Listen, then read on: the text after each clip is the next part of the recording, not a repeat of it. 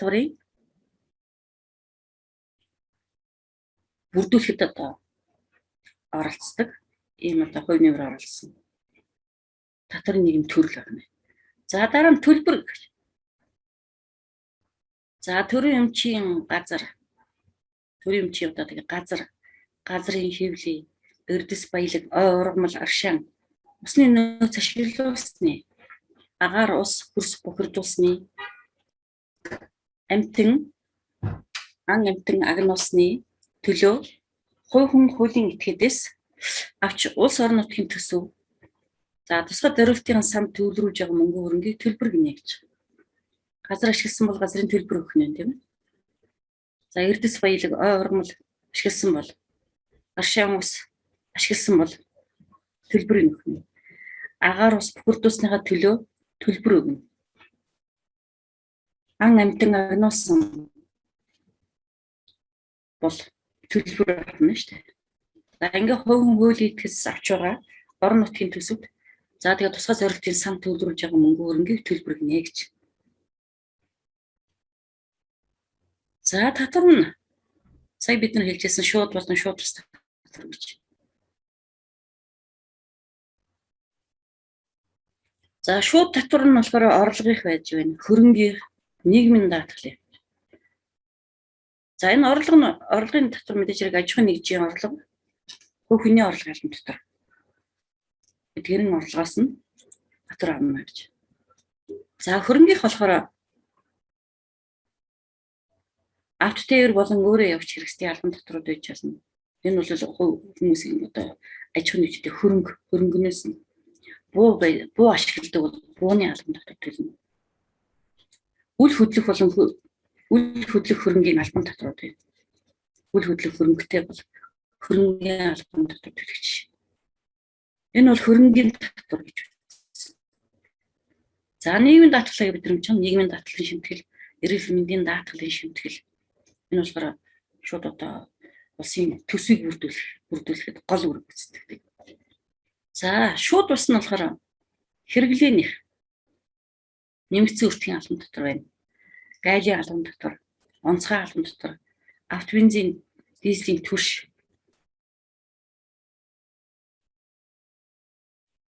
За энэ татвар хэрэглээнийх тэгээд шууд бусд оруулна. За хэрэглэгчийн төлбөр хураамж байна. Мэдээж газрын дэмжигдэх хураамж, улс аршааных, ашигласных, ой мод бэлтсэних, байгаль ургамал агнуурын нөөц ашигласны төлөө төлбөр төлж байгаа. Хөгжлөнгийн төлбөр болон хураамжууд шууд бус татварт ордог гэсэн. За ийм одоо ангиллаар ангилж үзнэ. За Монгол улсын татварын тогтолцоо. За үндэсний татварын ерөнхий газар. За тэдгээрийн дор нийслэлийн татварын газар, татварын хяналтын газар, аймгийн татварын хэлтсүүд ажиллана. За нийслэлийн татварын дор дүүргүүдийн татварын хэлтс. За аймгийн татварын хэлтсийн дор бол сумдын татварын тасаг байцаагч нар одоо ингэж ажиллах үүрэг хуультай. За ийм тогтолцоотой байдаг юм. Энийг бол Монгол улсын татварын тогтолцоо одоо ийм байдалтай байдгийг харж байна. За дараа нь Монгол улсын татварын төрлүүдийн тухай. Төрлүүд Монгол улсын татварын ямар төрлүүд байдг вэ гэсэн.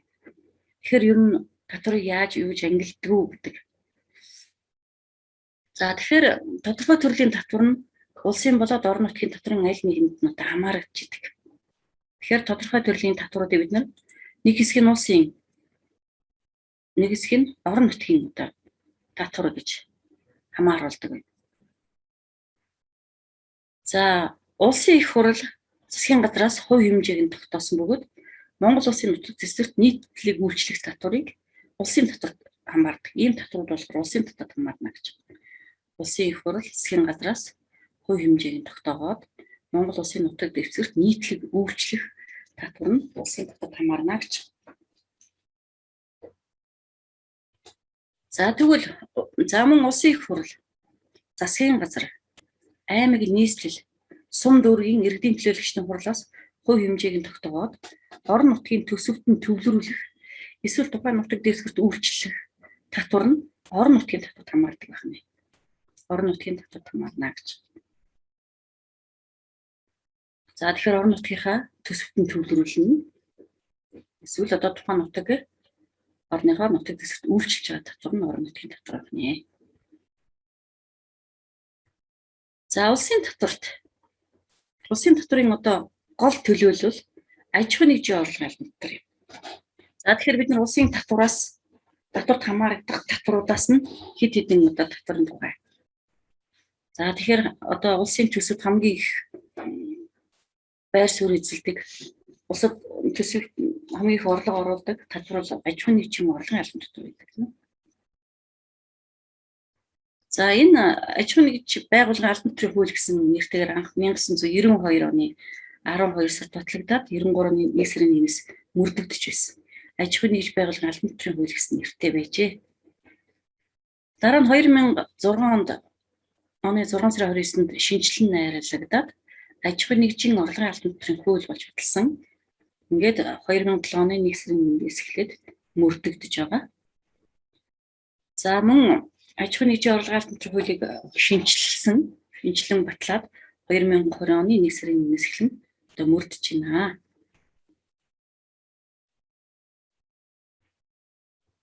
За аж ахуйн нэгжийн орлогын албан татвар нь орлогод суурилсан шууд татварт хамаардаг. За уг татвар нь төсвийн орлогын гол их үүсвэр болдог. Аж ахуйн нэгжийн орлогод татвар ногдуулахдаа нийт орлогод нь одоо хяналт тавих. За мөн төсвийн орлогын тогтвортой баазыг одоо бүрдүүлэх ийм үүрэгтэй байна. Аж ахуйн нэгжийн орлогод татвар ногдуулж байгаа юм. Нийт орлогод нэгдүгээр хяналт тавина, хоёрт нь төсвийн орлогын тогтвортой баазыг бүрдүүлэх ийм үүрэгтэйгээр татвар ногдуулдаг байна. За тэгвэл албан татвар төлөгч гэж хэн төлөх вэ гэж.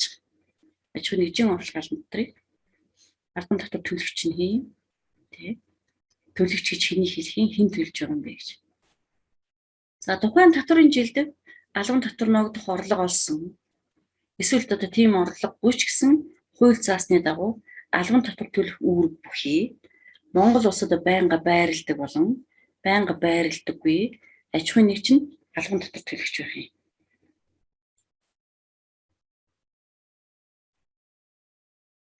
За тэгвэл ямар орлогод татвар ногдох вэ? За албан татвар ногдох орлогыг үйл ажиллагааны орлого, хөрөнгийн орлого, хөрөнгө борлуулсны орлого гэж ангилдаг байна. Тэгэхээр ямар орлогод одоо татвар ногдох вэ гэхээр үйл ажиллагааных нь орлого байна. Хөрөнгийн орлого, хөрөнгө борлуулсны орлого гэсэн ийм одоо орлогоудаас албан татварыг одоо ногдуулах юм. За тэгэхээр эндээс татвар ногдох орлого гэдэг зүйлийг одоо заалж мэдэх хэрэгтэй. За аж ахуйн нэгж маань одоо нийт орлого олсон байж бол нийт орлогынхаа одоо бүх орлогыг нийлээд нийт орлого. Энэ нийт орлогоос чөлөөлөгдөх орлого гэж байдаг. Тэр чөлөөлөгдөх орлогын хасгаар татвар ногдох орлого гэдэг зүйл гарч ирнэ. За тэгэхээр хууль заасан одоо чөлөөлөгдөх ёстой орлогууд байж болно. Тийм орлоготой бол чөлөөлөгдөх орлогыг хаснаа гэсэн. Нийт орлогоос чөлөөлөгдөх орлогыг хасгаар татвар ногдох орлого гарч ирдэг юм байна гэж байна.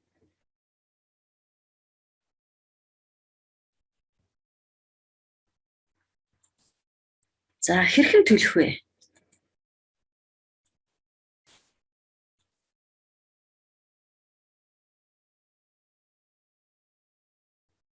Яаж төлөх вэ гэж.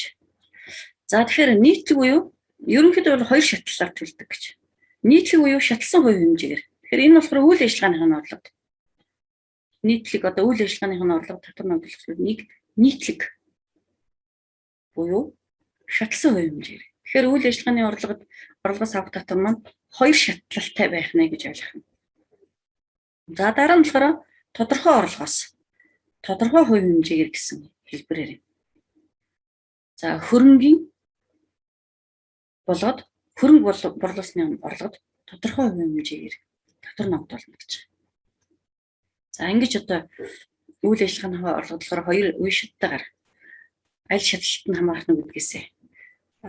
Хоёр дахь нь болохоор тодорхой орлого, хөрөнгийн орлого буюу хөрөнгө орлосны орлого болсон бол одоо тодорхой орлогоос тодорхой хувь хэмжээгээр төлнө гэсэн. За ийм одоо хоёр янзаар төлөх нэ гэж. За хэрхэн төлөгдөх вэ? Буюу нэгдүгээр хувилбар нөгөө нийтлэг буюу шатлсан хувь хэмжээ гэдэг. За бид түрүүн татвар ногдох орлого гэдэг зүйлийг тооцсон. Тэр нь болохоор нийт орлогоосоо чөлөөлөгдөх орлогыг хасгаар татвар ногдох орлого гарч ирсэн. За тэгвэл тэр татвар ногдох орлогоос хасагдах зардлуудыг хасах хэрэгтэй. Хасагдах зардлуудыг хасгаар татвар ногдуулах орлого гэдэг зүйл гарч ирнэ. За одоо ногдох орлого байлаа.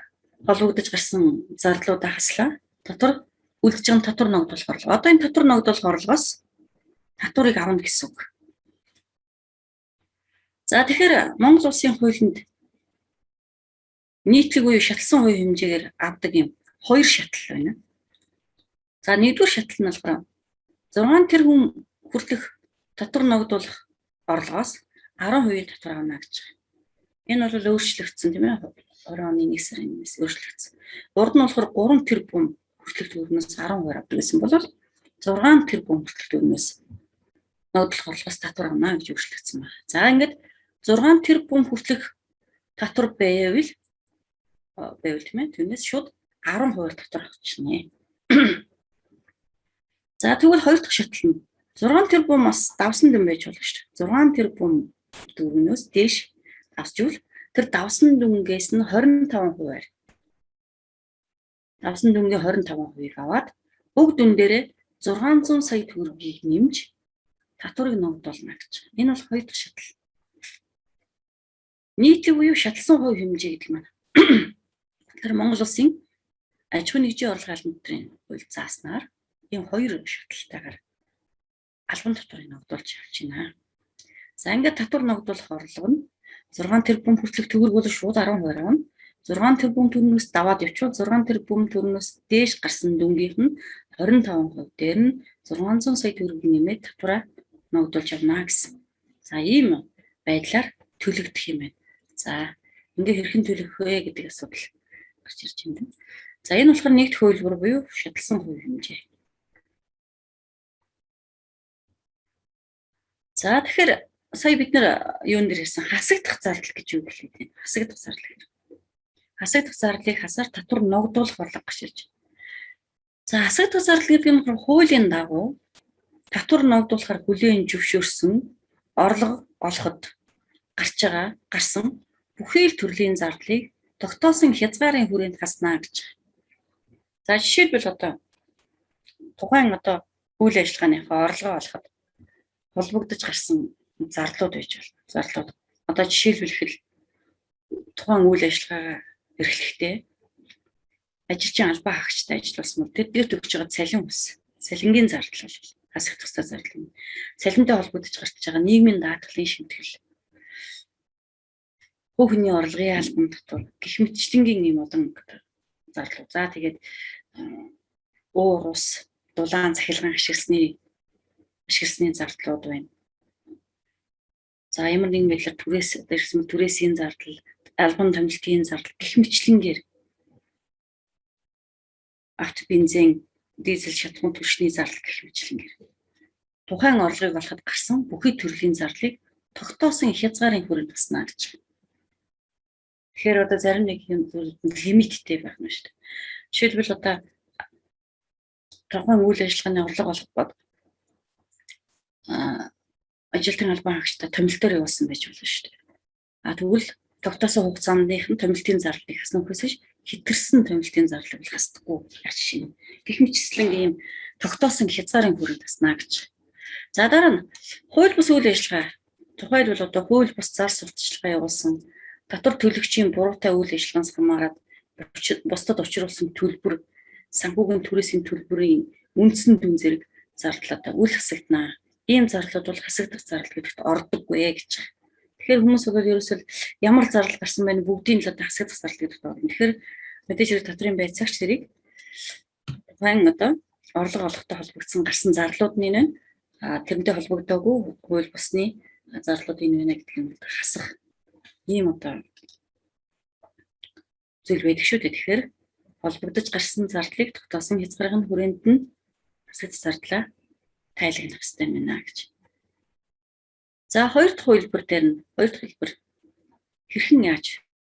хэрхэн төлөх вэ гэж. Тэгэхээр дотор ногдох болохоос тодорхой хувь хэмжээгээр дотор ногдуулдаг гэсэн үг тийм ээ. За жишээ нь одоо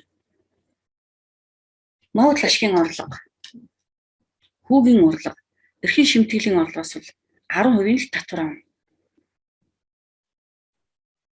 Монгол ашиг болсон бол хүүгийн орлого болсон бол эрхийн шимтгэлийн орлого 10%.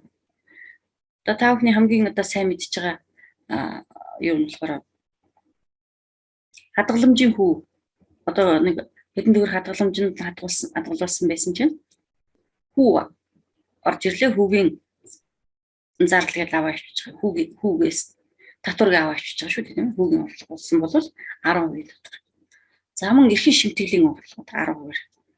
Гэт ингээд энэ нь шууд тийм одоо орлого болсон бол тэдээс тэдэн хувь авна гэдэг. Тэгэхээр тодорхой татвар ногдох орлогоос тодорхой хувь хэмжээр авч байгаа. За төлбөрт таавар, бооцоот тоглоом, эд мөнгөний хонжир суглааны орлого олсон л бол 40% татвар авна гэдэг. Шууд заагаад өгсөн. За үл хөдлөх эд хөрөнгө борлуулсны орлогод 2%. За ингээ байр орон сууцаа зарах, үл хөдлөх эд хөрөнгө борлуулсан бол тэр орлогын 2% шууд одоо татвар өгнө шүү дээ тийм ээ. За эрх борлуулсны орлогод 30%. Гэх мэтлэнгээр ингээд тодорхой хувь хэмжээгээр шууд хилээд өгсөн. Тодорхой татвар ногдох болохоос тодорхой хувь хэмжээгээр авна гэдэг. За ингээд шууд энэ хувь хэмжээгээр нь татвар төлдөг гэж. За тэгвэл хөнгөлөлт чөлөөлөлтүүдийн тухай. Жишээ нь одоо албан дотроос чөлөөлөх орлого гэж. Одоо бид хүн бол аж ахуйн нэгжийн орлогын албан дотрыг ярьж байгаа шүү дээ. За тэгэхээр чөлөөлөх орлогууд нь дараах одоо зүйлсүүд орж ирэх нэ. За засгийн газар аймаг нийслэлийн засаг даргын болоод гаргасан одоо бонд, хөгжлийн банкны бондын одоо хүү. Түүнийг болохоор албан дотроос чөлөөлт юм байна. За 25-аас дээш ажиллагчтай аж ахуйн нэгжийн ажилчдын 3/2 болон түүнээс дээш хувийг хараагүй ажилтан эзэлж байгаа бол аж ахуйн нэгжийн орлогоос чөлөөлнө, татвараас чөлөөлнө. За мөн Монгол улсын нутаг дэвсгэрт жижиг дунд үйлдвэрлэлийн үйлдвэрлэлийн зориулалт бүхий тоног төхөөрөмж, сэлбэг хэрэгсэл, үйлдвэрлэн борлуулах үйл ажиллагаанаас олсон орлого байвал түүнийг албан дотроос чөлөөлнө гэсэн. За ингээд чөлөөлөх орлогод. За мөн хөрөнгө оруулалтын сангийн орлогыг албан дотроос чөлөөлнө гэсэн. За ийм одоо чөлөөлөх залтууд бол байж байгаа.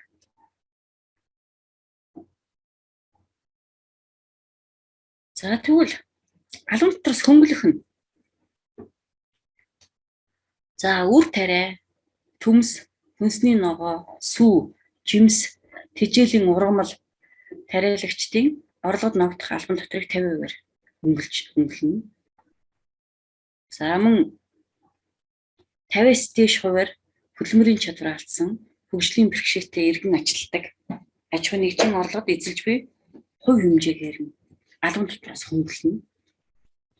За мөн тодорхой нутаг дэвсгэрийн усны нөөцийг нэмэгдүүлэх, усны найдвартай хангамжийг бүрдүүлэх зорилгоор байгалийн усны чанарыг сайжруулах, за гол горхийг нөхөн сэргээх арга хэмжээг санхүүжүүлсэн аж ахуйн нэгжийн нийт орлогод ногдох албан дотрыг тухайн арга хэмжээнд зарцуулсан хэмжээгээр нь албан дотроос хөнгөлнө гэдэг. За тэгэхээр мэдээч хэрэг байгаль усны чанар сайжруулах, орон нутгийн усны нөөцийг нэмэгдүүлэх, гол горхио сэргийж байгаа юм одоо зүйлдээ санхүүжүүлж байгаа аж ахуйн нэгжүүд бол албан дотроос ингээд хөнгөлөгдөх ямар хэмжээний хөрөнгө юу зарцуулсан гэдгээрээ тайлгнасан хэмжээгээр нь албан дотроос хөнгөлж өгөх нь шүү дээ. За За бид нар сая улсын татврын тухай ярьж байгаа. Улсын татврыг бүрдүүлэгч одоо гол эрх үүсвэрийн бүрдүүлэгч нь улсын татварт одоо хамаарагдах нь аж ахуйн нэгж орлогын татвар байсан бол дараагийн нэг татвар нь гайлын албан татвар улсын татварт хамаарагдана. За 1921 оны сүүлээр сангийн яамнаас эдийн засгийн албадууд үүссэн нэг нь өнөөгийн гайлын алба юм. За гайлын албан татврыг ерөнхийдөө 5%-аар авдаг. За тэгэхээр гайлын үйл ажиллагаа нь Монгол улсын хилээр бараа, тээврийн хэрэгсэл нэвтрүүлэх, бичиг баримтыг бүрдүүлэх, хяналт хийх, гайлын болоод бусад албан татвар хураамж, хураан авахд одоо чиглэгдэж байдаг тийм ээ. За гайлын үн бүрдүүлэлт гэж байдаг. Гайлаар одоо хилээр бараа, тээврийн хэрэгсэл нэвтрүүлж одоо бичиг баримтыг бүрдүүлээд гайлынхаа үн гэдэг зүйлийг бүрдүүлдэг. Гайлын үнээс гайлын албан татврыг 5%-аар одоо тооцож авдаг гэсэн. За тэрний дараа нэмэгдсэн өртгийн албан татвар байна. Энэ нэмэгдсэн өртгийн албан татвар өмнөх хуудас гэдэг нь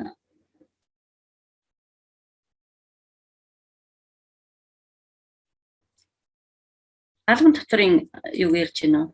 Өмнөх хуудас гэдэг нь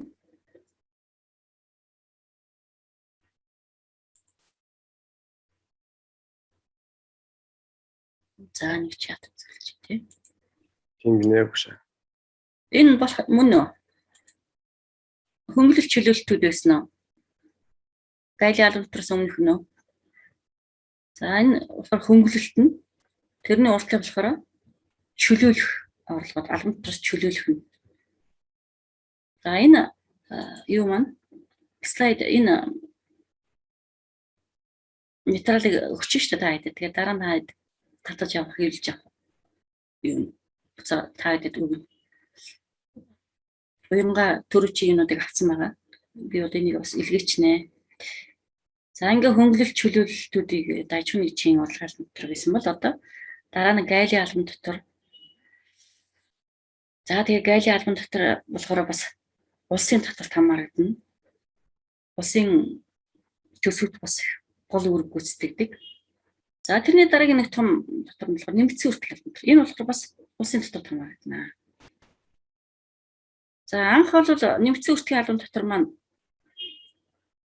1993 онд худалдааны албан татвар нэртэйгээр анх удаа батлагдж гарч ирж байсан. Тэгээ 99 оны 1 сарын 1-ээс нэмэгдсэн өртгийн албан татвар болсон. 2007 оны 1 сарын 1-нд шинжилт хийгдсэн. 16 оны 1 сарын 1-ээс мөн шинжилт хийгдсэн. За нэмэгдсэн өртгийн албан татврын ачааллын эцсийн хэрэглэгч одоо үүрдэг. За ийм татвар шүү дээ тийм ээ. За нэмэгдсэн өртгийн албан татвар төлөгч гэж хэн юм бэ? Хэн одоо төлөгч юм бэ гэж. Хэн төлөх вэ? За суудхан төлөгч гэж. За үйл ажиллагааны борлуулалтын орлого нь 50 сая төгрөгт хүрсэн. Хувь хүн хуулийн этгээд байвал үйл ажиллагааны борлуулалтын орлого нь 50 сая төгрөг төрүүл нэмэгдсэн өртгийн албан татварч татварч болно. Нэмэгдсэн өртгийн албан татвар төлөгч болно. За энийг бол одоо үйл ажиллагааны борлуулалтын орлого 50 сая хүрлээл гэж баг автоматар ингээд суудхан төлөгч болно гэсэн. За гэтэл одоо сайн дураар нэмэгдсэн өртгийн албан татвар төлөгч байдаг сайн дураар. Тэгвэл 10 сая төгрөгийн одоо үйл ажиллагааны борлуулалтын орлого нь 10 сая төгрөг хүрвэл өөрсдөө сайн дураараа нэмэгдсэн өртгийн албан татвар төлөгч болж болно гэж. За тэгвэл албан татвар төлөгч нэмэгдсэн өртгийн албан татвар төлөгч. Тэгэхээр бараа ажил үйлчилгээг аливаа хэлбэрээр борлуулахгүй зөвхөн өөртөө хэрэглэх зорилтоор худалдан авч буй хувь хүн. За ингээд нэмэгдсэн өртгийн албан татврын одоо буцаан олголт суглаа энэ төр одоо бид нэр юу гэдэг шүү дээ тийм ээ. Буцаан авалтаа аваад суглаанд оролцоод зарим нь одоо хожоод зарим нэг хэсэг нь хожихгүй байгаа хал ингээд байж байгаа тийм ээ. Тэгэхээр бараа ажил үйлчилгээг аливаа хэлбэрээр борлуулахгүй ч зөвхөн өөртөө хэрэглэх зорилтоор худалдан авсан хувь хүн, авч буй хувь хүн нэмэгдсэн өртгийн албан татврыг одоо төлөгч. За эндээс бид нэр буцаан олголт одоо суглаагаа авч хэрэгжүүлж байгаа. За ийм. За татвар ногдох ажил бараа ажил үйлчлэл юу вэ гэхээр татвар ногдох бараа ажил үйлчлэгээ гэдэг нь Монгол улсын нутагт дэвсгэрт борлуулсан бүх төрлийн бараа ажил үйлчлэгээ байна.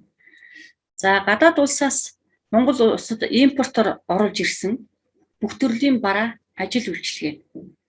За Монгол улсаас экспортод гаргасан бүх төрлийн бараа ажил үйлчлэгээ нэмэгдсэн өртгийн албан дотор ногдох бараа ажил үйлчлэгээ болно. Тэгэхээр Монгол улсад борлуулсан бүх төрлийн бараа ажил үйлчлэгээ байна. Гадаад улсад Монгол улсад импортоор оруулсан бүх төрлийн бараа ажил үйлчлэгээ мөн экспорт гарсан бүх төрлийн бараа ажил үйлчлэгээ татвар ногдох бараа ажил үйлчлэгээнд орно. За хэрхэн төлөх вэ? За тэгэхээр нэмэгдсэн өртгийн албан татварыг бол ерөнхийдөө 10%-аар тооцдог. Тэгэхээр Монгол улсын нутагт борлуулсан болон гадаад улсаар импортоор оруулсан бүх төрлийн бараа ажил үйлчлэгэнд 10%-аар татвар ногдуулна. 10% төлнө гэсэн үг. Ингэхдээ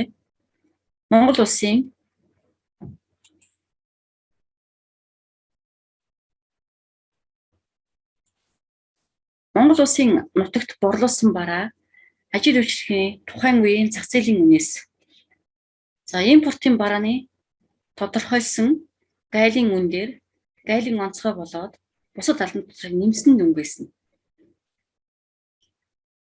татварыг төлүүлнэ. Татвар төлнө.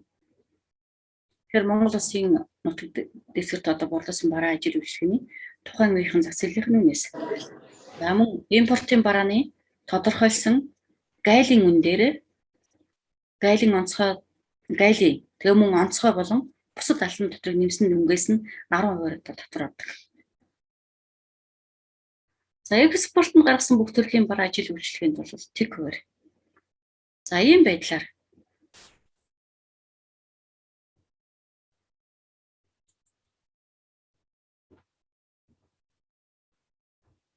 за Багшаа давхар татварын талаар ойлголт өгөөч гэсэн байна. за би одоохон харж байна. За тэгээд нэг замд хэлнэ. Бас хойгор юу гарч ирэх баг.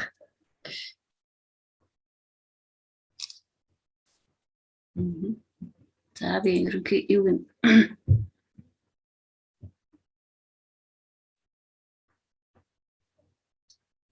За нэмэгдсэн өртгийн татварын хөнгөлөлт чөлөөлтийг харж явж байна.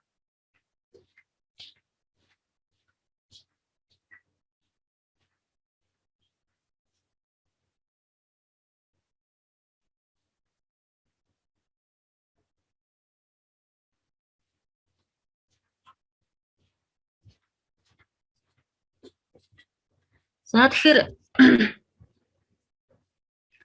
Монгол улсаас экспортод гаргасан бүх төрлийн ажил үйлчлэгийн тэг хувь. За гадаад улсын засгийн газар, за олон улсын байгууллагаас боцогдсон болон хүмүүнлэгийн тусламж хөнгөлөлтөө зээлээр авсан бараа хөнгөлнө. Хөгжлийн бэрхшээлтэй иргэний хэрэглэн зориулсан тусгай зорилтын хэрэгсэл, тоног төхөөрөмж, авто тээврийн хэрэгслийг хөнгөлнө. Эмчилгээний зорилттой хэрэглэх цус цусан бүтээгдэхүүн эдгэрхтний чөлөөлнө. Даатгалын зуучлалт, давхар даатгал, эд хөрөнгийн бүртгэлийн үйлчлэгийг чөлөөлнө гэсэн. За ийм одоо хөнгөлөлт чөлөөлтийн асуудал байна. За тэрнээс гадна онцгой албан татвар гэж байна. Энэ болохоор бас улсын татварт орно. За мэдээж хэрэг онцгой албан татвар гэдэг нь хууль тогтоомжид тусгаалan заасан бараа үйлчлэгээнд албан татвар ногдуулах үйл ажиллагаа юм тийм ээ. За хэн одоо төлөх вэ? Онцгой албан татвар төлөгч маань онцгой албан татвар ногдох бараа импортлсон болоод дотоодоо үйлдвэрлэж борлуулсан. За мөн төлбөрт тавар бооцоо тоглоомын үйл ажиллагаа эрхэлж байгаа хувь хөл этгээд. За эдгээр нь болохоор онцгой албан татвар төлөгч байна. За тэгвэл татвар ногдох бараа бүтээгдэхүүн нь бол хөтөлбөрийн сахиулганда тамхи, дизель төрс, суудлын автомашин. За тэгээд төлбөрт тооцоод үйл ажиллагаа явуулах, техник хэрэгсэл, тоног төхөөрөмж бийт нэгж үйл ажиллагаа эрхлэн явуулж байгаа хувь хөлийн үйл ажиллагаанд татвар ногдуулна гэж. За хэрхэн төлөх вэ гэхээр бийт нэгжид нь мөнгө нэгээр ногдуулна. За бийт нэгжид болохоор нэг цогцорлогонд литр тутамд, янжуур тэмхэл, 100 ширхэг тутамд, дүнсэн буюу задгаа тэмхэл килограмм тутамд, дизелийн түвш бол 1 тонн. Тоглоомын ширээ, электрон хөдний ширхэг гэх мэтлэнгээр ингээд бийт нэгжид мөнгөн дүнгээр ногдуулна гэсэн. За хөнгөлөлт чөлөөлөлтүүд нь. За Монгол улсад үйлдвэрлэн экспорт гаргасан сатурал хундаа тамхиг чөлөөлнө. Гэрийн нөхцөлд энгийн аргаар өөрийн хэрэгцээ зориулсан сүс бүтээгдэхүүнээ нэрсэн шимийн эрхийг чөлөөлнө. Хамрын тамхи, гайлын байгууллагаас зарч ирсэн хувийн хэрэгцээ зориулж татваргүй нэвтрүүлэх гэж хөвшөөсөн хэмжээний архи тамхиг чөлөөлнө. Хос тэжээлтэй цахилгаан тэжээлтэй автомашин, ба шингэрүүлсэн хийгээр ажилдаг автомашинуудыг чөлөөлнө гэж. За одоо бид нэр сая улсын татвар гэдэгт онцгой байр суурь эзэлдэг хэдэн татвар томх ярьсан бол одоо орон нутгийн татварын одоо гол төлөөлөл хүүхний орлогын татвар юм. За мэдээч хэрэг одоо 2007 оноос мөрдөж эхэлсэн 18 оны 2 сараас өөрчлөлт орсон хуулийг одоо шинжилж өөрчилсөн байгаа. Одоо мөн даган мөрдөж байна. Тэгэхээр албан татвар төлөгч маань хэн байх юм бэ гэж. За мэдээч хэрэг татварын жилд албан татвар ногдож байгаа. Эсвэл тийм орлого олоогүй ч хууль заасан дагуу албан татвар төлөх үүрэг бүхий Монгол улсын иргэн, гадаад улсын иргэн харьяалгүй албан татвар төлөгч байх юм. За ямар орлогод нь ногдуулах вэ?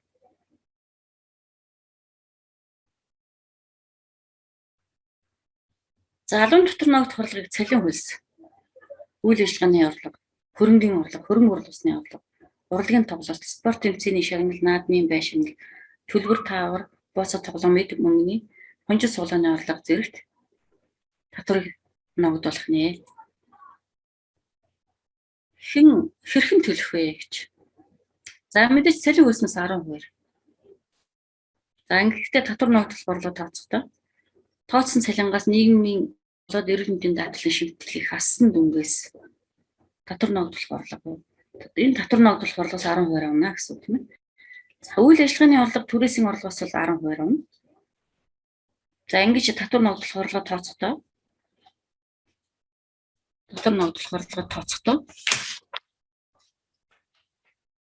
татвар ногдох орлогоос хасагдах зарлуудыг хассан дүн.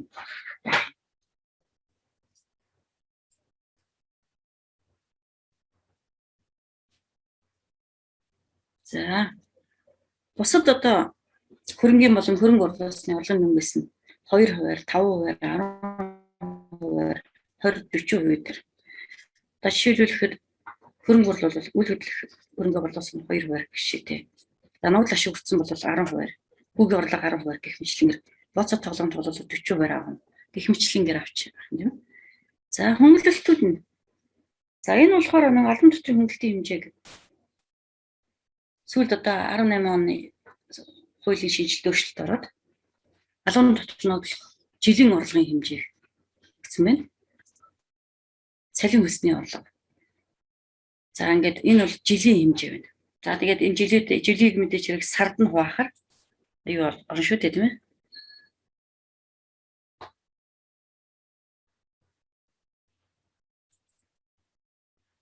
За энэ болохоор жилийн хэмжээнд.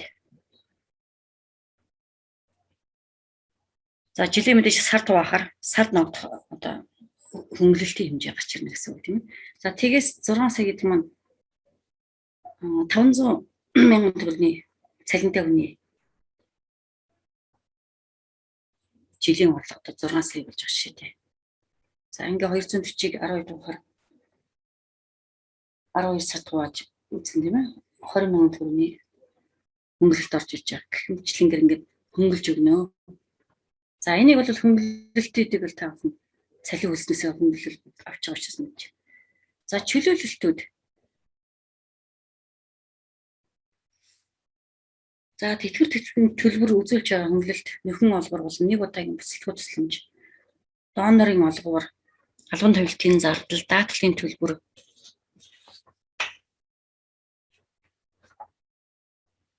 За засгийн газар аймаг нийслэлийн засгийн хөгжлийн банкны бондын хүү зэрэг.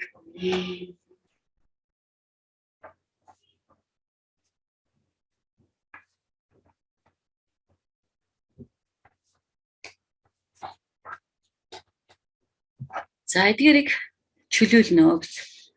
За тэгэхээр юу шүү дээ. Хувь хүний орлогын албан татвар дээр ярихад юу гэдэг.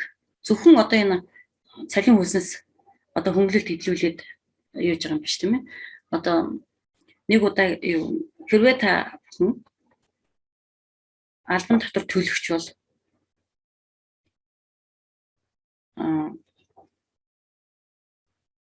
татваруудаа төлсөн хэмжээгээр татвар төлөгч болов янз бүрийн одоо хөнгөлөлт чөлөөлтүүдийг эдэлж байгаа шүү дээ. Жишээлбэл ихэд хүүхдийн сургалтын төлбөрийн жилийн одоо сургалтын төлбөрөөс 10% буцааж авах татвараас. За анх удаага байр орон сууц худалдаж авах бас түүнтэй адилхан хувийн одоо байр орон сууц барьж авах тохиолдолд нэг удаадаа одоо 6 сая төгрөгийн буцаан олждаг болох гэх мэтлэн олон юун залтууд байгаа шүү дээ тийм ээ.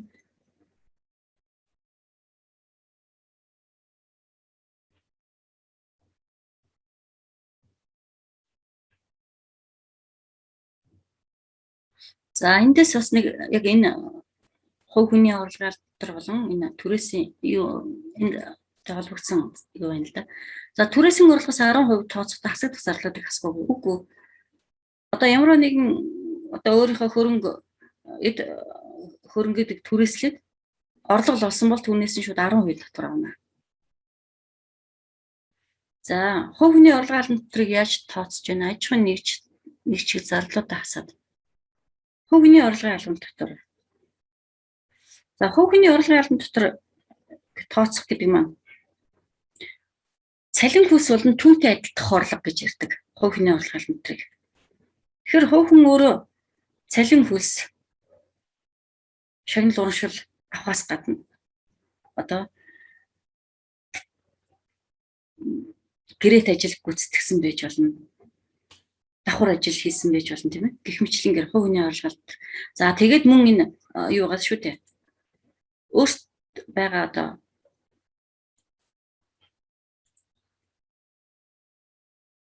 хөрөнгөө борлуулах, хөрөнгөө түрээслэх одоо нэг хөрөнгө борлуулах, хөрөнгөөс олж байгаа орлогод хувь хүн өөрөө түүнээсээ орлого олсон бол татвар төлнө гэсэн. Ийм хуулийн залтын дагуу. Тэгэхээр ихэвчлэн юуны залтуудаа хэрвээ хувь хүн өөрөө бооцоо тоглуулад орлого олсон бол 40%-аар төлөх жишээтэй. Хадгаламжинд мөнгө хадгалуулад хадгаламжийн хүү олсон бол түүнээсээ 10% татвар өгч жишээтэй. Гэх мэтлэнгээр ингээд нөгөө олсон орлого нотлох баримтаар одоо нотлогдсон тохиолдолд татвараа төлнө гэж. За хасагдах зарлуудад ямар зардлуудыг оруулж ийн гэж. Тэгэхээр энэ юу шүү дээ? Орлого олохтой холбогдсон гарсан зарлуудыг хасагдах зардал гинэ гэж. Орлого олохтой холбогдсон гарсан зарлууд. Тэгэхээр орлого олохтой холбогдоогүй зарлууд бол хасагдахгүй. Жишээлбэл одоо зар сурталчилгааны зардал гэхэд танаа яг жинхэнэ үйл ажиллагааны чинь өөрийн чинь одоо үйлдвэрлэлтэй чинь холбоогүй бол тэрийг хасахгүй гэсэн. Тэгэхээр тухайн орлогыг олоход л ямар одоо зарлууд холбогдож вэ? Тэр зарлуудаа болохоор юугаараа баримтуудаараа нотолж өгдөг байхгүй юу? Баримтаар нотлогдож өгнө. Жишээлбэл ихэд цалин хөлс ажилласан ажилч тэр төлсөн нийгмийн даатгал, хувь хүний орлогын албан татвар. За тэгээд машин техник тоног төхөөрөмжийн илэгдлийн зардал одоо тэрийн чинь одоо үйлдвэрлэл үйлчлэгэнд ашиглаж байгаа бол за тэгээд бараа бүтээгдэхүүний ачиж болох өөрсдийн ч одоо компанид байгаа машин техникийн одоо бензин туслах материалууд уур ус цахилгаан дулаан холбоо шатхуун гэх мэтчилтэнгийн эдгээр бол хасагдах зардал гэдэгт орно шүү дээ. За түрүүн бас хүмүүсийн асуусан асуултнаас би бас ерөнхийдөө хариулж байгаа учраас энд нөгөө давхар татварын талаар ойлголттой өгөөч гэсэн юм тийм. За давхар татвар гэдэг бол ерөнхийдөө энгийнээр хэлэхэд Монгол улсад үйл ажиллагаагаа явуулж байгаа бизнесийн байгууллаганд давхар татварын гэрээ байгуулсан улс орнуудад давхардуулан татвар төлөхгүй байх процесс гэж ойлгоно. Одоогоор бид нэр ерөөхдөө 25 оронтой давхар татварын гэрээтэй. Бүгд нэр Хятад улс, Солонгос улс, Холбооны бүгд Герман, Энэтхэг, Орос гэх мэтчлэнгээ. Тэгээ энэ хүү давхар татварын гэрээгээр дамжуул татвар төлсгөөс зайлсхийх явдлаас өрчсөн сэргийлэх нөлөө үзүүлдэг. За ийм учиртай. Тэгэхээр одоогоор бол нэлээд олон юу байл те. Давхар татварын гэрээтэй явж байгаа. Ер нь бол 20 гаруй улстай давхар татварын гэрээтэй явдаг л да.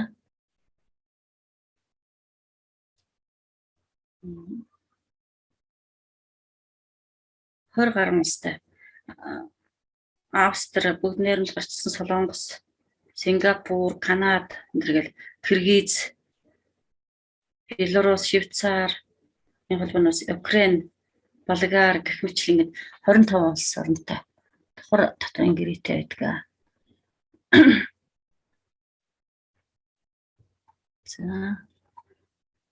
За асар зардал бараа материалын хэвийн хоригдлыг асар зардалд оруулдаг бол хэдэн хувийг оруулж байна вэ? Бараа материалын хэвийн хоригдол асар зардал. За энэ болохоор бараа материалын хэвийн хоригдол гэдгийг юу гэдэг чинь нөгөө бараа материалын юу хичээл дээр ер нь ихэд ярьдаг л да тийм ээ. Хэвийн хоригдлын хэмжээ гэдгийг юунда нэг хасагдах зардалтай нэг бол оруулахгүй. Яагаад гэвэл тэр юунд албан татвартуулын нэг хасагдах зардал оруулах юутэй гэсэн их заалт байдаггүй шиг санагдаад байна. Ахад эргээд тэр хуулийнхаа заалтыг эргээ харъя да мэдэхгүй байна. За дараа нь өөр юу илээ? За цааш нь ерөнхийдөө нэг юу холбогдсон юу гарч ирсэн учраас саяны ярьжсэн татваруудтай холбогдсон асуулт гарч ирсэн учраас хариулаа. За дараагийнх нь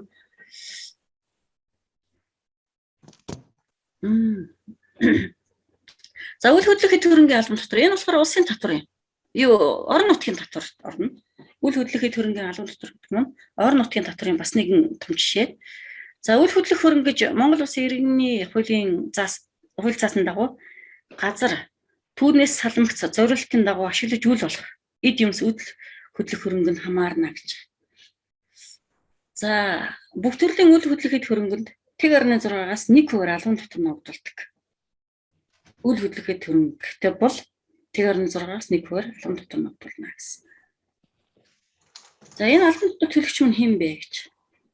Монгол Улсын нутагт үйл хөдлөх хөрөнгө өмчилж байгаа дотоод гадаадын хувийн хуулийн этгээд байна.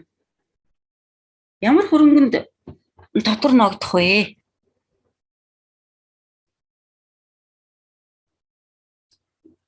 За мэдээж хэрэг газар түүнээс одоо салмагц зориултын дагуу ашиглаж үйл болох эд юмс үйл хөдлөлийн хөрөнгөнд албан татвар ногдуулна гэсэн. За энэ хэрхэн төлөх вэ? За 1.6-аас 1% төлнө. Үйл хөдлөх хөрөнгийн бүртгэгдсэн үнийн дүнгээс 1.6-аас 1% тооцож төлнө гэсэн үг. За хөнгөлөлт чөлөөлөлтүүд байна. За жишээлбэл одоо хөнгөлөх нь гэр бүлийн хэрэгцээний зорилтоор иргэн дэмжлүүлсэн газар бол одоо манайхан ч тэр нөгөө 1.7 газар авна гэдэл яриад идэг шүү дээ тийм ээ. Тэр бол гэр бүлийн хэрэгцээний зорилтоор иргэн дэмжлүүлсэн газрыг бол албан татвараас хөнгөлнө.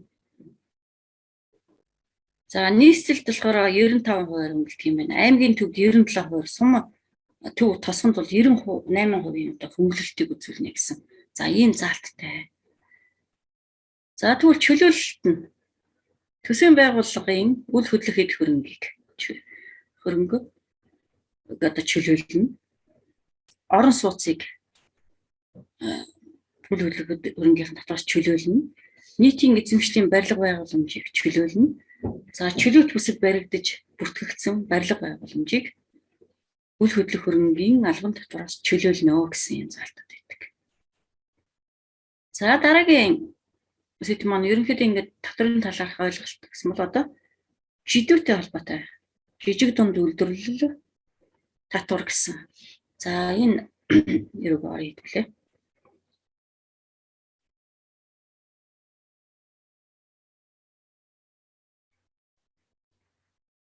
За дотоодын үйлдвэрлэлийг гайл татврын бодлогоор дэмжинэ гэсэн заалт засгийн газрын мөрийн хөтөлбөр тусгагдсан.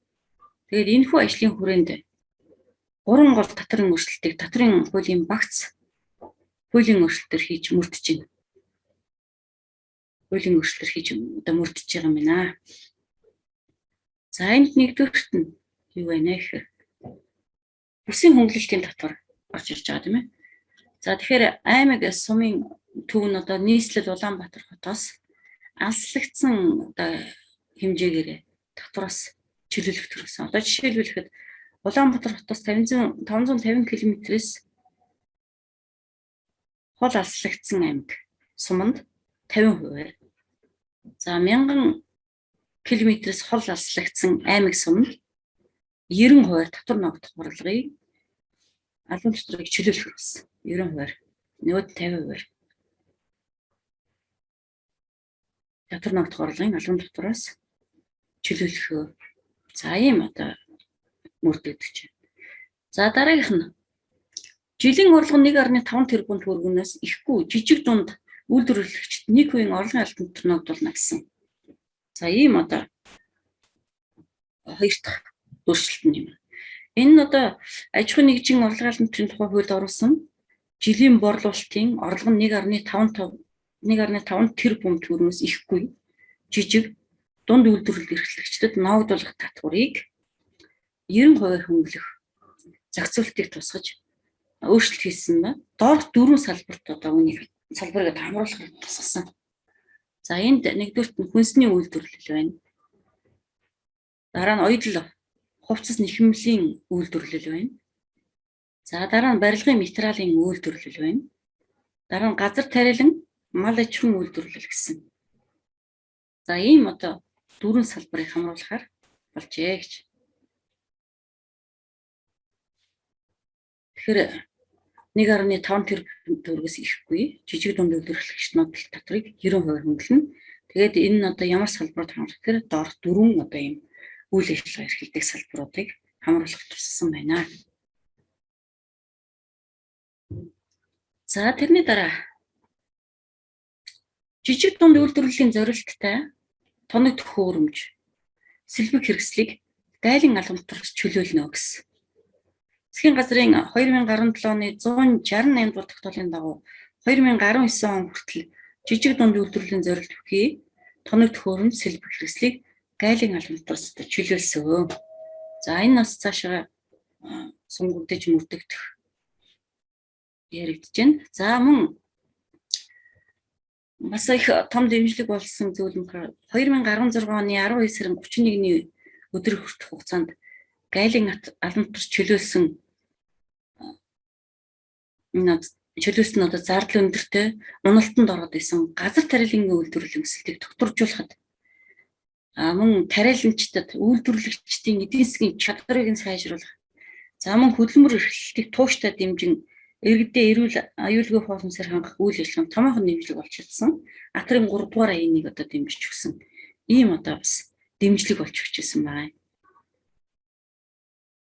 За одоо бас нэг сүүлийн үед одоо яригадаад байгаа тийм ээ дэлхийн нийтийг хамраад байгаа COVID-19-ийн тархалтаас шалтгаалаад хүнс хөдөө аж ахуйн салбарт ашиглагдаж байгаа техник, тоног төхөөрөмж, түүхийд болон бусад орцуудын үн гадаад зах зээл дээр 30% өссөн. Дотоодын үйлдвэрлэл сөргөөр нөлөөлж бүтээгдэхүүний үн өсөх нөхцөлийг одоо бий болгоод байгаа. За энэ өсөлт нь манай улсын хүнсний хангамжийн тодорхой хэсгийг бүрдүүлж байгаа. Газар тариалангийн үйлдвэрлэл хүн дээр тусаж байгаад бол газар тариалан эрхлэхэд нэн шаардлагатай байгаа. Шинэ трактор комбайн, машин механизм, усалгаа, хүлэмжийн тоног төхөөрөмж, ойн болоо шувууны аж ахуйн техник, тоног төхөөрөмж, бордоо. За ургамал хамгааллын бодисыг гайлын албан татварыг хөнгөлж байгаа.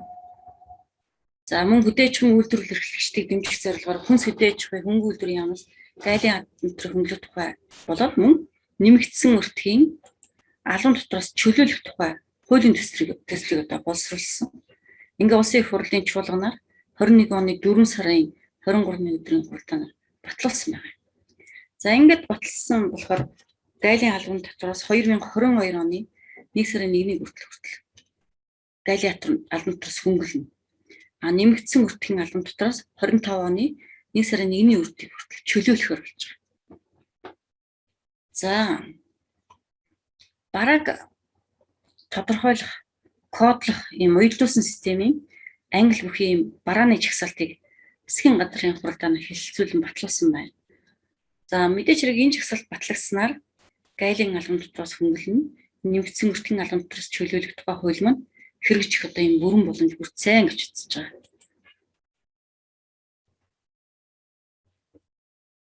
За мөн хүнсний хангамжийн тогтвортой байдлыг хангах зорилгоор зарим нэрийн хүнсний барааны импортын гайлын болоод нэмэгдсэн өртгийн албан татвараас чөлөөлж байгаа. За мөн энэ одоо саартахтай холбогдуулаад тийм ээ түрээсийн төлбөрөө бууруулсан одоо холбогдох баримтар тогтоогдож байгаа зах худалдааны төвийн болоод үйлдвэрлэл үйлчилгээ, говийн сургууль цэцэрлэг, хүүхэд харах үйлчилгээний зориулалтаар байр талбай түрээслүүлэгчийн түрээсийн орлогод түрээсийн төлбөр бууруулсан хэмжээгээр аж ахуй нэгжийн орлогын албан татврын хөнгөлөлтийг одоо эдлүүлнэ гэсэн. За энийг ч мөн одоо мөрдөж эдлүүлж байгаа. За мөн татвар төлөгчийн 2020 оны жилийн эцсийн татврын тайлангаар гарсан алдагдлыг татврын дараас нь 4 жилийн хугацаанд аж ахуй нэгжийн орлогын албан татврын хуулийн 19 дахь зүйл заасан журмын дагуу хасаж тооцож байгаа. За энэ болохоор 19 дахь зүйл нь аж ахуй нэгжийн орлогын албан татврын хуулийн 19 дахь зүйлний юу гэхээр татврын тайлангаар гарсан алдагдлыг ирээдүйд шилжүүлэн тооцох гэсэн. За ийм зүйл байгаа. Тэгэхээр татврын тайлангаар гарсан алдагдлыг дараас нь 4 жилийн хугацаанд одоо хасаж тооцох. За ийм зүйлийг бас үзүүлж байна. За мөн тухайн төрлийн албан татврын хуульд заасны дагуу ногдуулаад хугацаанд нь одоо тайлансан боловч төлөгдөөгүй албан татварт тооцох алдан тургуулаас чөлөөлнө гэдэг. За урд нь бол хууль заасны дагуу татвар ногдууллаа. Ингээд тайлагнаад хугацаанд төлөөгүй бол одоо тэгээд алдан тургуул одоо ногдуулдаг гэсэн бол за энэ сар тахлын үед татвараас алдан тургуулаас чөлөөлөх юм заалтуудыг л гаргаж ирсэн байна. За мөн түүнээс гадна бичил бизнес эрхлэгчид маань одоо санхүүгийн мэдлэг боловсрол багтай хүнээр тайлангаа гаргуулдаг, тайлан гарахад анхан шатны баримт хэрэгтэй гэх ийм одоо зүйлүүд байгаа л да. За ийм одоо судалгаа байдаг бай. За тэгэхэд мэдээж хэрэг тайлан гарахад анхан шатны баримт хэрэгтэй, анхан шатны одоо баримт бүрдүүлэлт хэрэгтэй гэл. За тэгээд одоо нэг өөртөө санхүүгийн тайлан гарах хөнгө учраас хүн гуугаад гаргадаг. За тэгээд нөгөө хүмүүс анхан шатны баримт бүрдүүлсэн үгүй бас зарим баримттай баримтгүй ингээд тайлангийн гаргаад өгчдөг гэсэн. За гэтэл ихэнх бичил бизнес эрхлэгчид энэ одоо баримтд байдгүй, ерөнхийдөө баримтыг бүрдүүлдэггүй. Тэгээ үүнийг бүрдүүлж чаддаггүй гэх мэт юм хүндрэлүүд гардаг. Тиймээс эдгээр бизнес эрхлэгчдэд дэмжих зорилгоор нэмэлт одоо заалтууд оруулсан байна. Нэмэлт заалтууд оруулжээ гэж. За гол нь тухайн бизнес эрхлэгч маань 50 сая төгрөгийн борлуулалтын орлоготой гэдгийг нотлох хэрэгтэй гэж. Ер нь одоо ямар хуу орлоготой юм бэ? Хэдэн төгрөгийн орлоготой бэ? Орлого олсон юм бэ? Хэд орлоготой бэ гэдгээр гол нь нотлох нь. Гэхдээ энэ орлогоо цахим төлбөрийн баримтаар батлах юм. Өөрөөр хэлбэл нэмэгдсэн өртгийн албан татврын баримтыг одоо үйлчлэгэндээ бүрэн хэрэгжүүлж баримтын нөгөө татврын болоод илгээснээр борлуулалтын орлогоо одоо баталгаажуулдаг шийдтэй. Тэрэн шиг одоо аж ахуй нэгж мань орлого олсон бол тэрнийг цахим төлбөрийн баримтаар одоо баталгаажуулах нэ гэж. Тэгжээж ийм орлоготой гэдгээ нотолсон тохиолдолд анхан шатны баримт бүрдүүлэх гэдэг зүйлээс одоо хөнгөлөлтөх нь. За жилийн орлого нь 50 сая төгрөгийн борлуулалттай бизнес эрхлэгч одоо тайлан өгөхөд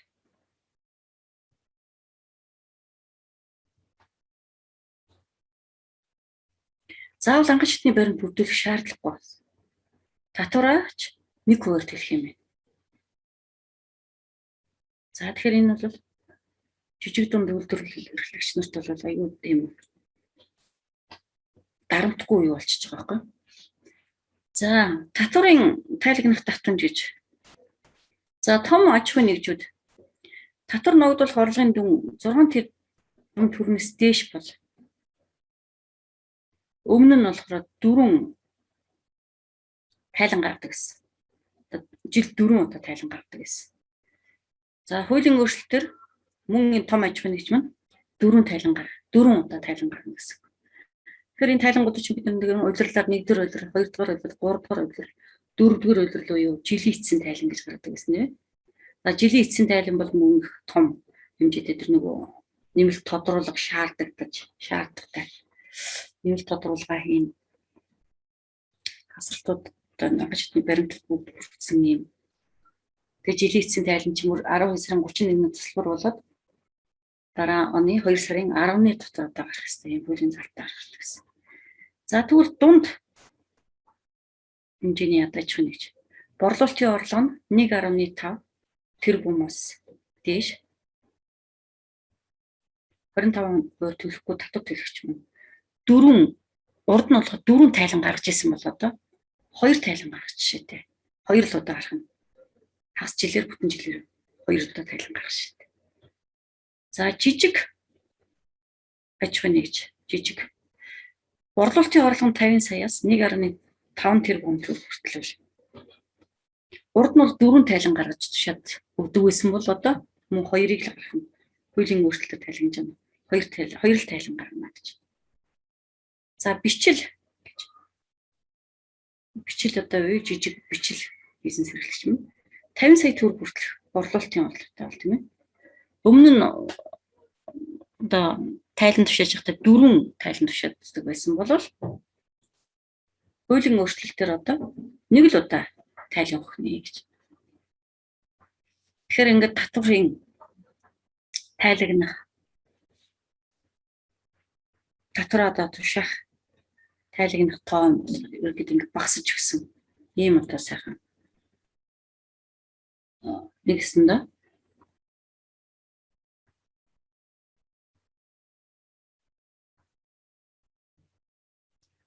Ачаал маань дарамт багасж байна гэсэн.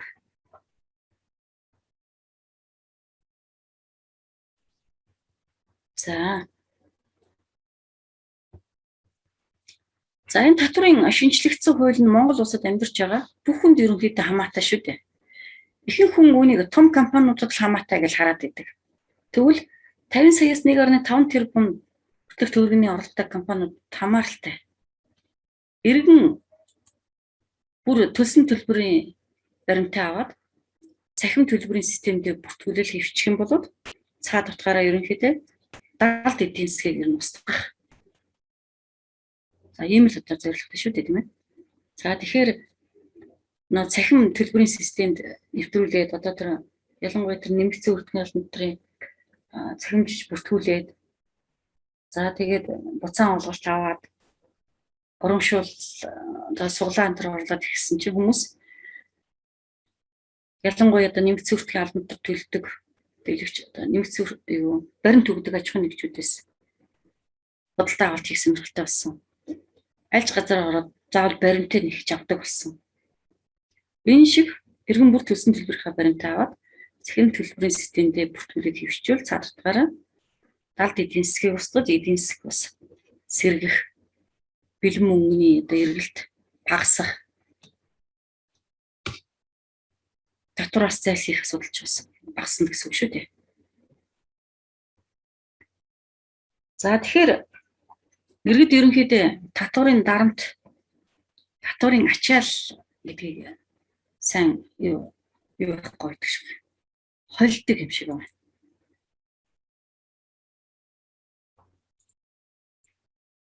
Тэгэхээр татварын дарамт ачаал гэдгийг ялгаж салгах. Татварын дарамтыг болохоор хүмүүс гэдэг өр төлбөрөө нэхэл татвараа нэхэл тийм ээ. Тэгэл уцтаал олон дахин нааш чааш явууллаа гэж тайлан тушаахыг санууллаа гэх мэтлэнгээр нь татвартай холбоотой үйл ажиллагааг манайхан бол татврын дарамт гэж ойлгоод иддэг. Тэгэхээр энэ бол татврын дарамт бол юм биш л дээ.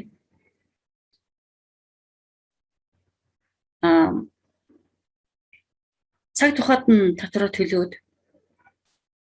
цахимаар илгээх эсвэл одоо тушаах ёстойгоо цаг хугацаанд өгөөд явдаг бол хин ч одоо шахаж шаардахгүй тийм. Тэгэхээр бол тийм өөрчлөлт тийм өндөрлөгч болох юм байхгүй.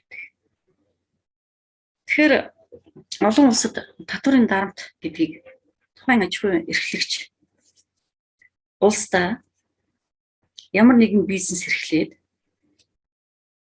орлогоо цэвэр ашигтай харьцуулсан дүнгээс хэдэн хувиар татвар авч байна гэдгээсээ татврын дарамт гэдэг зүйлийг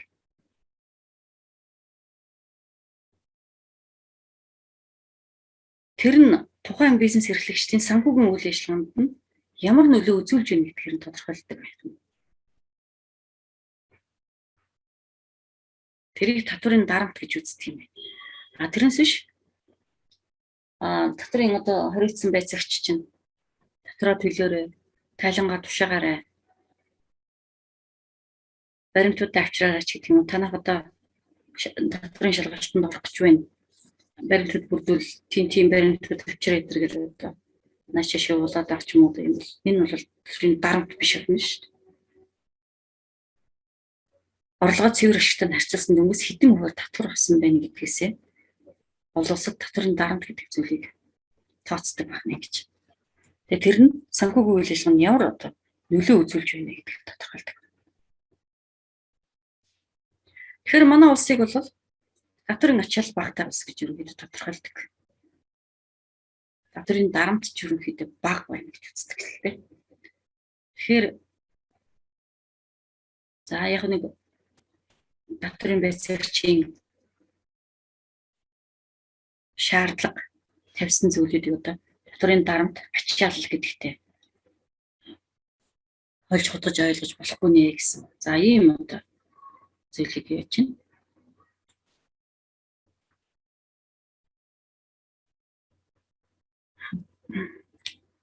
уул нь бол юу гэж байгаа штэ. Нэмэгдсэн өртгийн албан татврын баримт өгөхгүй байгааг одоо мэдээл гэж байгаа тийм ээ. Одоо татврын албанд мэдээлээрээ энэ аж ахуйн нэгж чинь энэ дэлгүүр оршоо чинь энд өгөхгүй байна гэдэг. Уул нь одоо том бодлооны зах өгч хүртэл нэмэгдсэн өртгийн албан татвартай төлөгч болгож одоо баримт өгөх гэсэн одоо шаардлага тавьжлаа. Одоогоор бол захад бол ямар ч зарим нэгэн захын болон юун дэлгүүрүүд бол баримт өгөхгүй байна. Тэгвэл одоо тэр юуг мэдэгддэг байхгүй юу?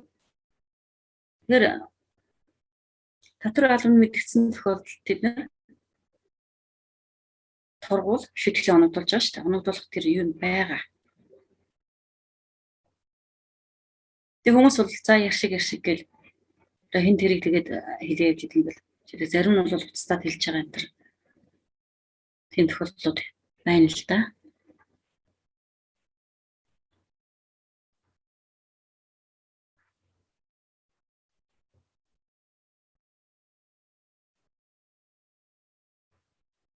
За.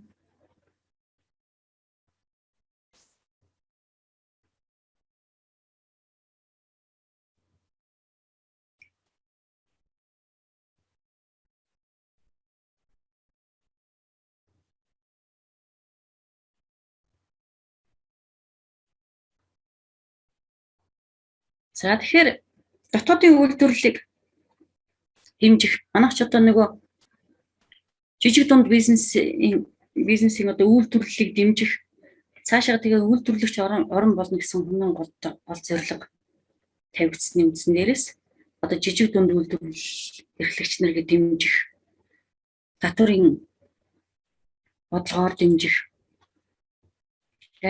татврын бодлогоор дэмжих за тэгээд засгийн газраас мөрийн хөтөлбөр тусгах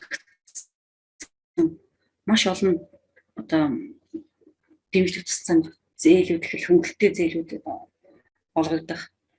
JK-гийн тусламжаар олгогдох зээлүүд байж байна.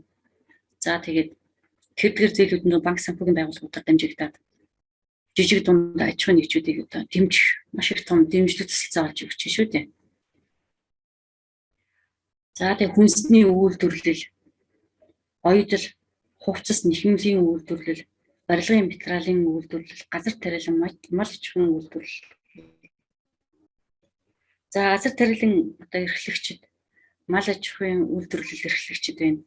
За барилгын материалын үйлдвэрлэл эрхлэгчид. За энэ газар тариалан одоо эрхлэгчид ялангуяа жижиг одоо бичил хөдөлмөр эрхэлж байгаа улсууд. Ялангуяа одоо энэ манай юунд яригадаад шүү дээ. Ургац суралт болсон одоо энэ газар тариалан үйлдвэрлэгчд нөгөө газар тариалан үйлдвэрлэгч нөгөө таригчдыг одоо дэмжих авчирсан ногоог борлуулахад нь дэмжлэг тусалцаа үзүүлье гэл. За манай одоо энэ газар тариалан эрхлэгчд нь хамгийн гол юм л дотоодынхаа үйлдвэрлэлийг хангая. Экологийн цэвэр бүтээгдэхүүний цэвэр хүнсийг одоо ард түмэндээ хүргэе гэсэн одоо ийм зорилгоор эцэц хуцалтгүй одоо ногоогоо тарьж ургуулчаад тэгээ авчираад одоо борлуулах одоо гол их үсэг нь одоо хот одоо суурин газрууд. Тэгэхээр яг нэг гадаадаас одоо гадны одоо хятадын одоо хүнсний ногоог оруулж ирэх, хүнсний ногоог оруулж ирэхгүй байх заалтын үүднээс. За мэдээж хэрэг манай төр юугаа дэмжинэ? Үйлдвэрлэгч нарыг дэмжинэ гэдэг зорилгоор бас маш олон төрлийн бодлогод одоо баримтж байгаа шүү дээ. За мэдээж хэрэг бас барилгын материалын үйлдвэрлэлийг дэмжих. Гаднаас одоо оруулж ирэх, хятадаас оруулж ирэх бараа бүтээгдэхүүнийг хязгаарлах. За тэгээд үйлдвэрлэлүүдийг дэмжих зорилгоор хөнгөлөлт гэх мэтлэн юм да маш олон төрлийн юу хийгдэж өгч байна.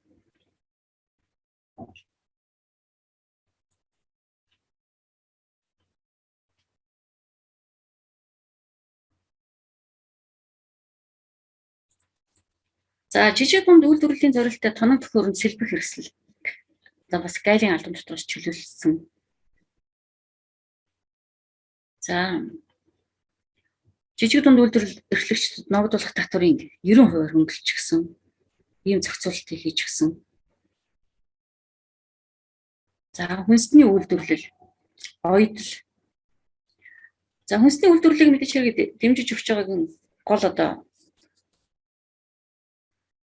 манай Монгол улсын хувьд бол хүнс үйлдвэрлэл. За тэгээ хүнсний хэрэглээ. Одоо энэ судлаачид яриад байгаагаар бол экологийн одоо цэвэр хүнсний бүтээгдэхүүн хэрэглэж байгаа байдал бол маш их алдагдсан. Нэгсэнд одоо бодлогоо алдчихад явд юм гэж. Тэгэхээр хүнс үйлдвэрлэлийг дэмжих. Ялангуяа одоо экологийн цэвэр бүтээгдэхүүн ямар нэгэн химийн бордоо юу ороогүй хүнсний үйлдвэрлэлийг дэмжих. Мал аж ахуй гэдэг тийм ээ. Малын одоо үйлдвэрлэл угсааг сайжруулах. Зөвхөн тооны хойноос биш. Чанарын хойноос одоо явах. Ийм одоо зүйлүүдээр мал аж ахуйн үйлдвэрлэлийг дэмжих зорилгоор одоо ирэх одоо жилд ихэд 20 сая орчим одоо мал махан бүтээгдэхүүнийг экспортод гаргахаар одоо зорилт тавиад ажиллаад мал аж ахуйн үйлдвэрлэлийн үйлчлэгийг дэмжих. Жижиг дунд үйлдвэрлэлтэй хасалсан юм. Янз бүрийн гоё хөтөлбөрүүд боловсруулдаг байхгүй. Гэх мэтлэнгээр ингээд засгийн газар жижиг дунд үйлдвэрлэлтэй холбогдоод за тэгээд гайл татврын байгууллагуудаас хөнгөлөлт чөлөөлөлтөд илүүлэх.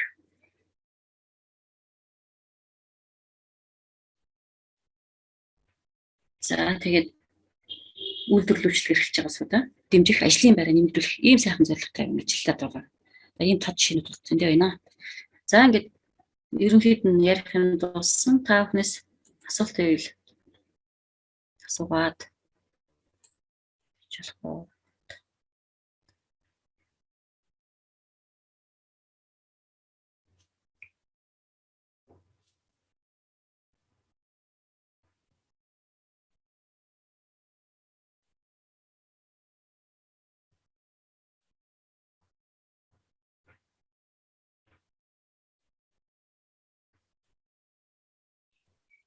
За асуулт байвал багшаасаа асуугаад 4-өөс дахиад хичээлтэй байгаа шүү.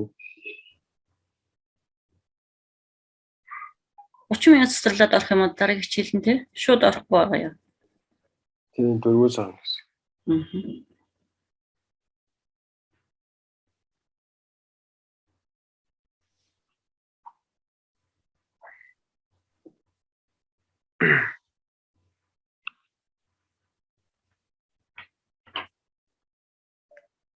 Төрөг хичээлтэй шүү. Багшаас нэг асуулт асууж байгаа. За. Тэр одоо энэ доторх хөнгөлөлтүүд жижиг дунд аж ахуйн нэгжүүд дээр айгүй их байгаад байна гэдэг хөнгөлөөд ингээл яриад байна л та. Тэгжээс л одоо яг энэ газар тариалан дээр бол ингээд 50%, 90% гэл ингээд хөнгөлөлт чөлөөлчихөж байгаа. Тэгтэл яг одоо чинь миний жишээн дээр бол энэ малын тэжээл үйлдвэрлэл дээр жишээ нь хөнгөлөлт байна уу гэдэг үйлдвэрлүүлж байгаа энэ нөхцөл байна уу гэдэг. Тэгэхээр яг тэр хэсэг дээр яг энэ хэсэг нь хаягдчаад байгаа юм шиг санагдаад тийм. Яа тэгэхээр зэрэг газар тариал эрхлэгч одоо төмөс хүнсний ногоо энэ бүтээгдэхүүн чинь бүгдөө хөнгөлөлтөнд орчиж байна. Гэтэл малын тэжээл чинь яг тэр үр тарианыхаа одоо Улаанбаатарыг аваад тэгээд одоо малын тэжээл хийж байгаа шүү дээ түүхэд үндсэн. Тэгэхээр яг тэрийг үйлдвэрлээд бүтээсэн юм гэхээр үгүй зөвөр тарьцсан юмыг л аваад ашиглаж байгаа учраас нөгөө хөнгөлтөөс нь гараа авчиж байгаа байхгүй. Тэгээ бид нар энэ доторх хуулийн дээр нэлээд үзэж хараад ингээд яасан. Тэгээд иймэрхүү алдаа нуун завсарсан юм шиг иймэрхүү хүмүүс байгаад байдаг. Дээрэс нь хөнгөлөлт чөлөөлөлтөө бас жоохон ялгаж салгаж жижиг аж ахуйнуудаас тайлбарлахгүй бол бас хүмүүс дотор нь хольж утгаа яваад байдаг. Дээрэс нь яг юу хэлэхэд бол тэр нөөдийн хуулийн дээр тэг хөвтэй борлуулалт гэдэг яриад байгаа шүү дээ. Тэрэн дээр бол одоо манай дээр бол энэ олон улсын тээвэр зочдод бол тэг хөвтэй борлуулалтанд хамрагдаа явж байгаа. Энэ болохоор гадаадаас Монгол улс руу Монгол улсаас гадаад руу чигсэн тээвэр хийдэг учраас тэг хөвтэй борлуулалтанд нэг хэсэг хамрагдаа явжсэн. Саяхан нас эхлээд дотоодын одоо нэг үйлчлэгээнүүд одоо кранаар өргөх тээвэрлэх үйлчлэгээнүүд нөөцөд хамрагдаад гэсэн байна. Тэгэхээр энэ тэг хөвтэй борлуулалт эдрийг бол нэг хүмүүс тэг хөвтэй борлуулалт хөнгөлөлт чөлөөлнө гэхээр нөөдийн тайлан дээр энэ тусахгүй байна гэдэг тийм юунуудыг дутуу боддог ч юм уу тийм юм байдаг. Тэгэхээр тэр доторх тайлангийн бөглөх юм дээр бас харах хэрэгтэй тийм. Зүгээр уг нь бид нар хувь хүний урлагийн албан татврын тайланг бол уг нь тэгж бодоод идэв. Гэхдээ мэдхгүй бас буруу зүрх бодсон юм бас. Хүмүүс болохоор орлогоо тодорхойлоод тэгээд тодорхой хэмжээний баримтаар нөтлөгдсөн зардуудаа хасаад ингээд тайлагнаад явах хэрэгтэй юм аа. Тэрэн дээрээс татврын дээр хөнгөлөлтчдүүд сэтлээд боломжтой юм шиг хараад байна. Тийм.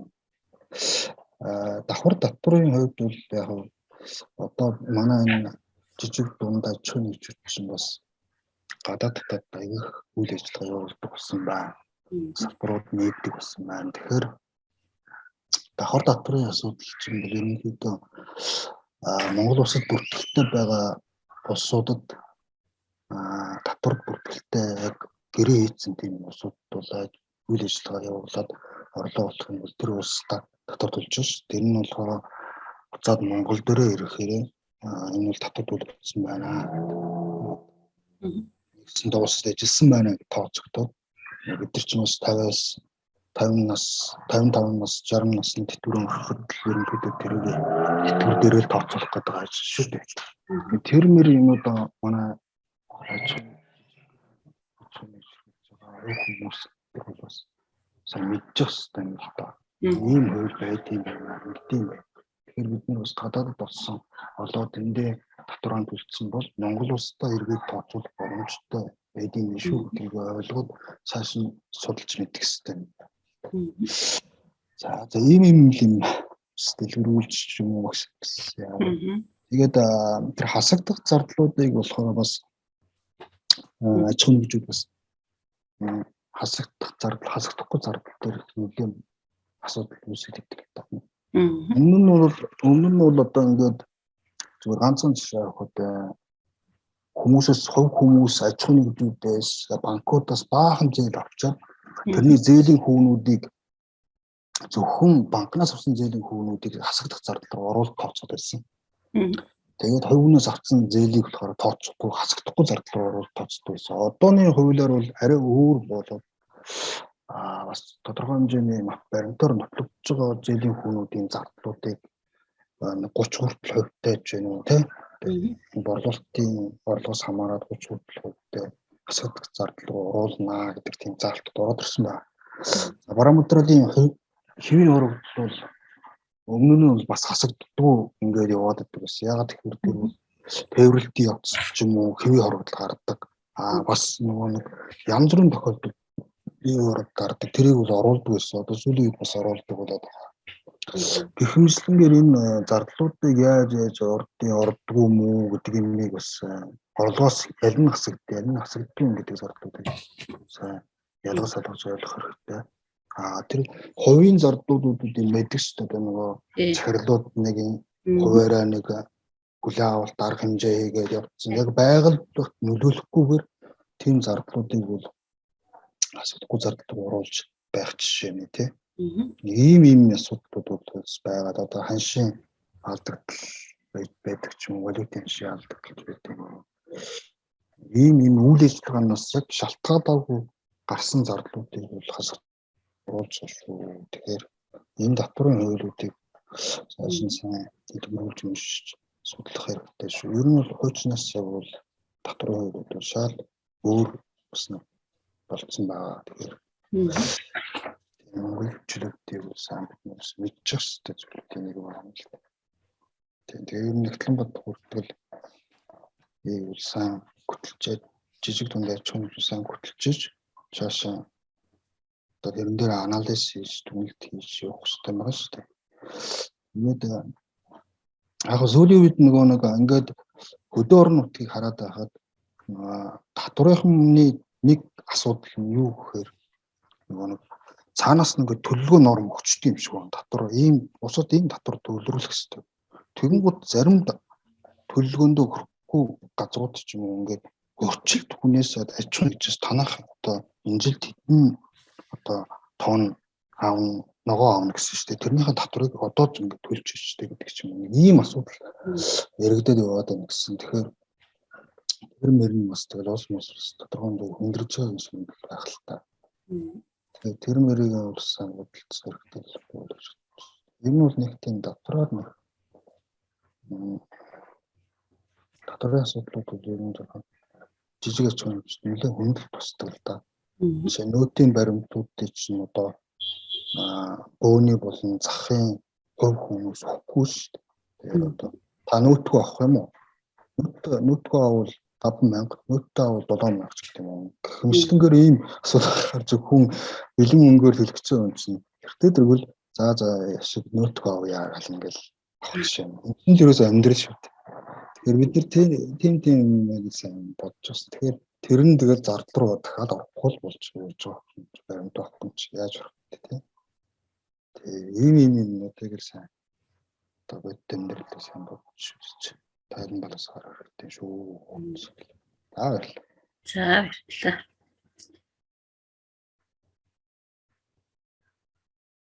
За алтан гэрлээс сумгаас сая тий. Алтан гэрэл бол ер нь их сайхан зөвлөгөө өгөөд бас их санаа оноо авчтай. Яг гэвэл аргагүй шүү дээ. Бүгдээрээ бас нэг практик дээр ажиллаж байгаа. Одоо сая яг нөгөө тоонд нь чанагдж байгаа гэдгээр утгаараа тийм ээ. Бас айтайхан их санаа оноо тав хүн ч гэсэн хэрэгтэй энэ төр зүйлүүдийг бас жоо эхэлж өгч байгаа шүү дээ тийм ээ. За тэгэхээр түрүүн бас нэг хүмүүс нэг яриад байдаг нэг хөнгөлөлт чөлөөлөлт гэдэг. Тэгээ нөгөө хөнгөлнө гэсэн тэгж хөнгөлнө гэсэн ингэж чөлөөлнө гэсэн гिचгээд гэж яриад тэрийгээ тэр нөгөө тайлан балансан дээр тусахаараа нөгөө юугаа буруу тайлагнаад хөнгөлөх чөлөөлөх зүйлээ өөрөө дотроо бодоод тэг ингээд нөгөө доторхоо тайлан байлг буруу тайлагнаа буруу хийгээ явчихдаг. Тэгэхээр ямар ч одоо холбогдож одоо олсон орлогоо, борлуулалтын орлого, дүүрсгийн орлого ямар ч хэсэн орлоготой олсон орлого, нийт орлого, чөлөөлөх орлого төр бүх орлоготой сайхан тусгаад тэгээ хасагдах хэвээр зарлуудаа хасаад тэгээ тэр чинь нөгөө татвар ногдуулах орлого гэдэг зүйл нь гараад ирж татвар ногдуулах орлого. Тэр татвар ногдуулах орлогоос хэдийн хувиар гэдэг татвар авнаа гэд. Тэр авах ёстой татвараас чинь л тэр дүнгээс чинь л хөнгөлөх эсвэл одоо чөлөөлөх зүйлийг чинь тэр дүнгээс чинь л авна гэхээс биш өөр одоо зүйлээс чинь босод зүйлээс чинь хасах хөнгөлөх чөлөөлнө гэсэн асуудал байхгүй шүү дээ. Тийм учраас тайлангууд одоо зөв гаргаад тэр одоо татвар ногдох орлогоос чинь татвар аваад тэр татвараас чинь хөнгөлөх чөлөөлөх юм чөлөөлж одоо юуныхын чинь өөртөө тооцно гэсэн үг шүү дээ.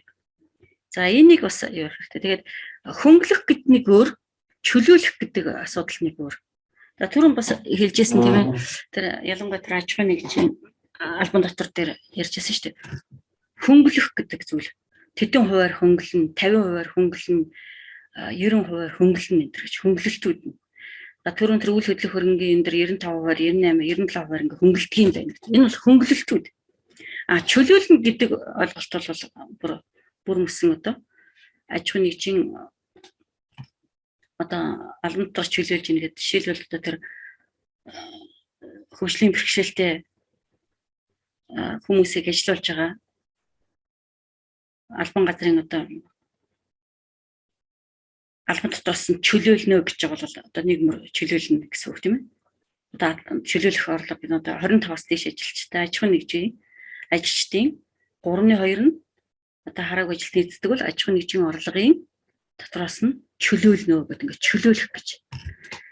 За одоо жишээ нь ихэд жижиг дунд үйлдвэр зорилтын ажил болсон борлуулалт үйлчилгээ болсон орлогыг албан дотроос чөлөөлнө гэдэг. Тэгэхээр чөлөөлөх гэдэг нэг өөр хөнгөлөх гэдэг. Тэгэхээр манайха ярьж байгаа хөнгөлөх чөлөөлт гэдэг нэг зэрэг яриад ингээд зэрэг юм яриад хөнгөлөх чөлөөлөх гэдэг хөнгөлөх чөлөөлт гэсэн л дээ. Хөнгөлөх чөлөөлт авч байгаа даа энэ төр гэж ярина. Нэг нь бол хөнгөлөлт, нөгөөх нь чөлөөлөх гэсэн юм хоёр аюу тий. За хасагдах ёстой зардал гэдэг тэр одоо бол дотор хуулийн ч гэсэн өөрчлөлт орсон, урд нь ч гэсэн хасагдах ёстой зардал чи ийм зарлууд орно. Хасагдах ёсгүй чинь энэ орно шүү гэдэг ингээд. Тэгэхээр одоо бүр юугаа юу ихгүй бол татвар яа гэм бэ? Хүн болгон чинь тэр татварыг ч уншаад цээжлээд байна гэж байхгүй. Юу хуулийг ч уншаад цээжлээд байна гэж байхгүй. Тэр ихтэй хэл шүүх прокурорын хүртэл яадгүй гэхээр хуулиа өөрөө урдаа тавьчаад номоо эргүүлээд тэр заалт юугаа ингээ уншаад хилээд явж идэг ш. Тэрнтэй адилхан яадгийн доторхой хуулийг дэлгэж тавьчихж хагаад чөлөөлөх хасагдах зарлууд нь юм байна, хасагдахгүй нь юм байна.